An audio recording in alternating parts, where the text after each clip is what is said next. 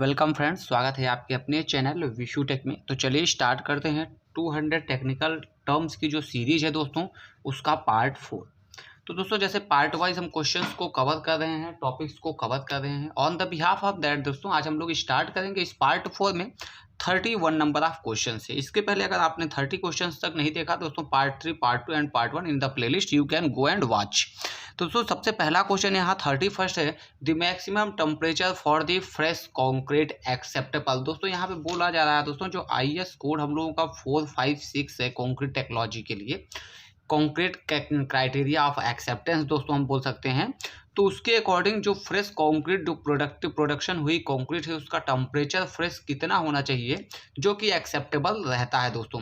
ये डिपेंड करता है दोस्तों आपके वेदर कंडीशन पे, मोस्ट इंपॉर्टेंट है, वेदर कंडीशंस पे ये डिपेंड करता है। बट दोस्तों जो आपकी क्राइटेरिया है उसके अकॉर्डिंग दोस्तों 32 डिग्री सेंटीग्रेड तक जो टेम्परेचर में कोई कॉन्क्रीट है दोस्तों, तो वो फ्रेश कॉन्क्रीट के लिए टेम्परेचर सबसे अच्छा माना जाता है।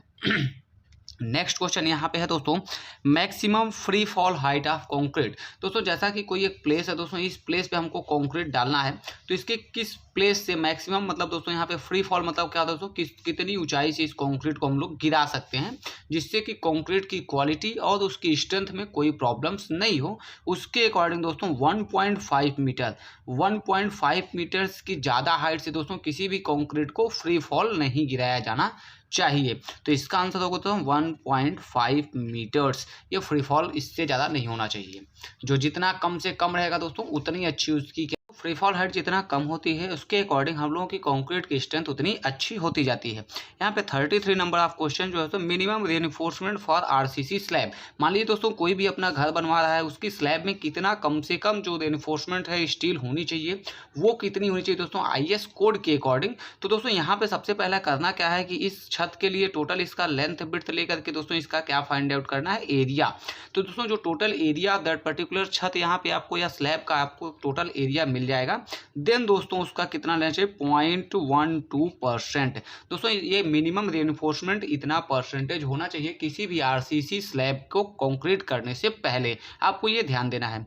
यहाँ पे दोस्तों 34 क्वेश्चन है, मिनिमम रेनफोर्समेंट्स कम से कम कितना रेनफोर्समेंट्स किसी कॉलम में होना चाहिए दोस्तों। मान लीजिए कोई घर आप बना रहे हैं दोस्तों, चूंकि ये सब छोटी छोटी चीज़ें आपको जानना बहुत जरूरी है, बड़े स्ट्रक्चर्स बना रहे हैं दोस्तों, उस सारी चीज़ के लिए कॉलम पे जो लोड आता है दोस्तों, उस लोड को बियर करने के लिए मिनिमम रेनफोर्समेंट यहाँ पे पूछा दोस्तों, मिनिमम रेनफोर्समेंट कॉलम के लिए कितना होना चाहिए। तो मिनिमम रेनफोर्समेंट कितना होना चाहिए दोस्तों, इसके टोटल क्रॉस सेक्शन एरिया का 0.8%। तो यहाँ पे भी वही होना है दोस्तों, इसका एरिया निकालना है, उसका 0.8 से मल्टीप्लाई करना है, तो जो भी क्वांटिटी आएगी दोस्तों वो मिनिमम क्वांटिटी होनी चाहिए कॉलम के लिए। 35 नंबर ऑफ क्वेश्चन क्या आपको बता तो मैक्सिमम रेनफोर्समेंट। दोस्तों यहाँ पे क्या था दोस्तों, पहला क्राइटेरिया हो गया minimum reinforcement. Now we have to know दोस्तों कि मैक्सिमम कितना रेनफोर्समेंट डाल सकते हैं और मैक्सिमम की लिमिट क्यों फिक्स की गई दोस्तों, ये भी यहाँ पे जानना बहुत जरूरी है। तो सबसे पहले जान लेते हैं मैक्सिमम कितना डाल सकते हैं दोस्तों। तो कॉलम के लिए दोस्तों मैक्सिमम 4% स्टील डालते हैं उसके टोटल क्रॉस सेक्शन एरिया का। तो यहाँ पे ये जानना बहुत जरूरी दोस्तों कि ये मैक्सिमम 4% ही क्यों, किसी कॉलम को हम उसमें स्टील की परसेंटेज क्यों नहीं बढ़ा सकते। तो यहाँ पे दोस्तों मोस्ट इंपॉर्टेंट चीज़ है दोस्तों कि जब भी आप किसी भी रेनफोर्समेंट या किसी भी चीज़ को डिजाइन करते हैं, आपको जैसा कि पता होगा वो 3 टाइप में डिजाइन होती है दोस्तों। ये पहला जो होता है उसका पहला सेक्शन होता है बैलेंस सेक्शन, जो कि दोस्तों बैलेंस सेक्शन की अगर हम बात करते हैं यहाँ पे बैलेंस सेक्शन, तो जो कि वो पॉसिबल नहीं होता है। एक होता है तो अंडर रेनफोर्स सेक्शन, दूसरा क्या होता है दोस्तों ओवर रेनफोर्स सेक्शन।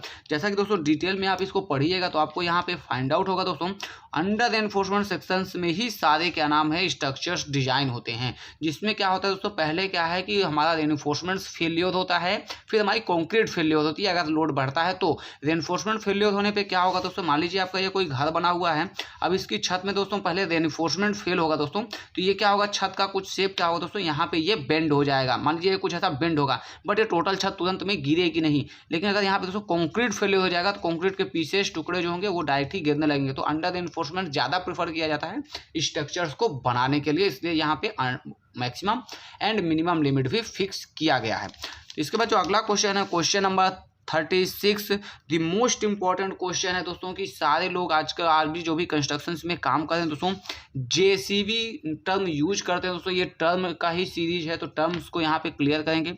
अगर यहाँ पे जेसीबी की बात करें दोस्तों, जो जेसीबी किसी भी इक्विपमेंट का नाम नहीं है, आपको ये यहाँ पे समझने की जरूरत है दोस्तों। ये किसी इक्विपमेंट का नाम नहीं है बल्कि ये उस ओनर का नाम है जो इसका फॉर्म किया हुआ है। जैसे इनका फुल फॉर्म क्या होगा दोस्तों, फुल फॉर्म होगा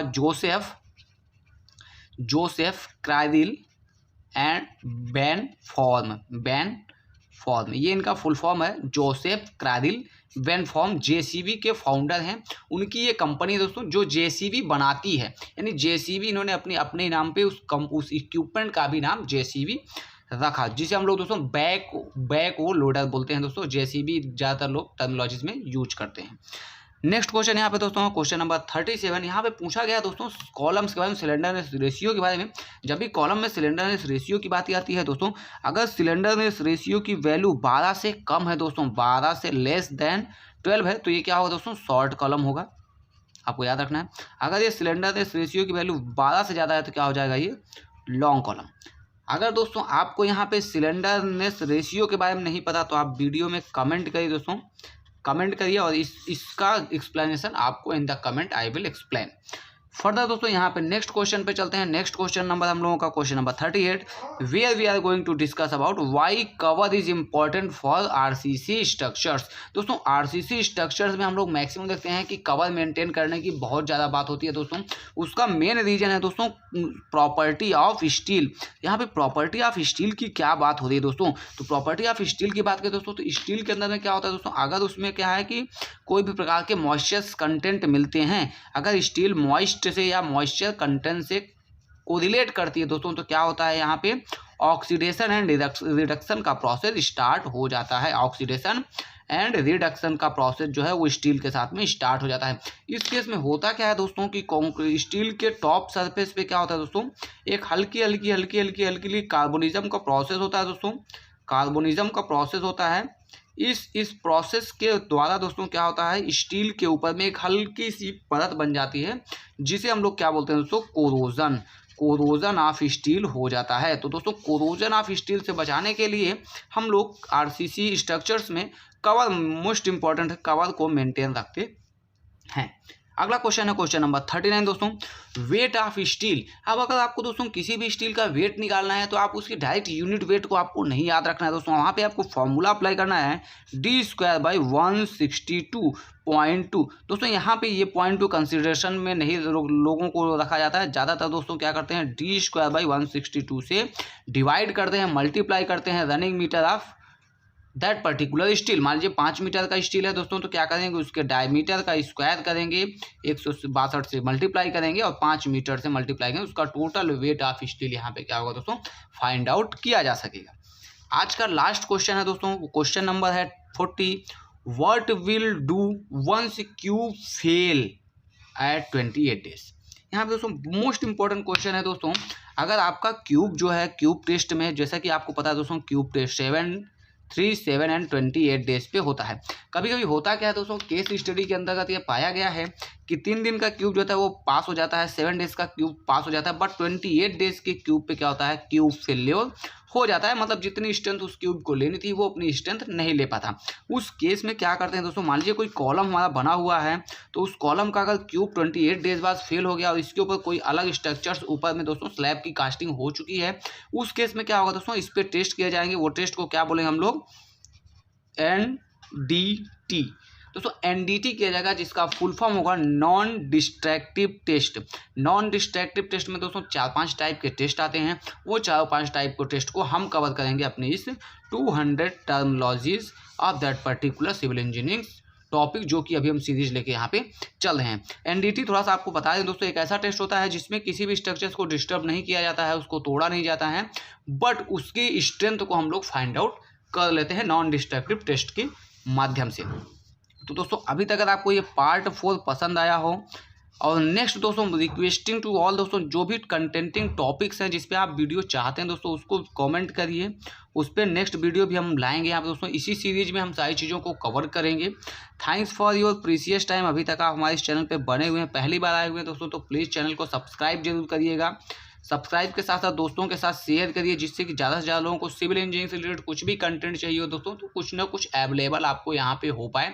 साथ में जिस कंटेंट पे आपको वीडियो चाहिए तो please comment on that particular channel and video, I will give you the correct and informative information. Thanks for watching this video. Thank you so much for your precious time.